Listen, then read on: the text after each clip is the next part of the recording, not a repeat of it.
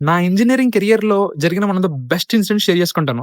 Please ఈ వీడియోని కంప్లీట్‌గా వాచ్ చేయడానికి ట్రై చేయండి. Sometimes it's not all about winnowing. Sometimes it's all about losing. ఎందుకో చెప్తాను చూడండి. నాకు చెస్ రాదు.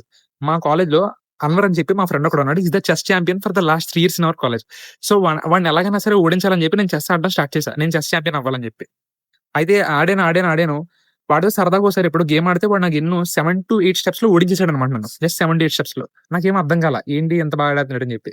నేను మళ్ళీ కష్టపడ్డా కంప్లీట్‌గా చెస్ నేర్చుకున్నా. So, finally the day came. Chess championship day. So, CSA నుంచి దాదాపు ఒక 10-15 మెంబర్స్ ఆడడం స్టార్ట్ చేశారు.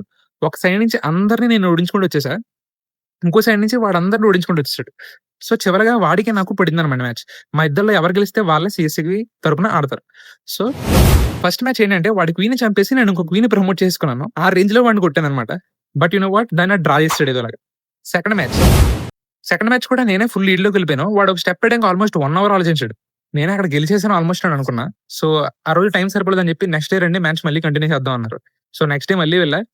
ఈసారి కూడా అంతే. ఒక్కో స్టెప్ వేయడానికి 20, 30 మినిట్స్ తీసుకున్నాడు. నేను చాలా ఇంకా గెలిచేసాను అని చెప్పి చాలా ఆనందపడిపోయాను. But you know what? We lost the game.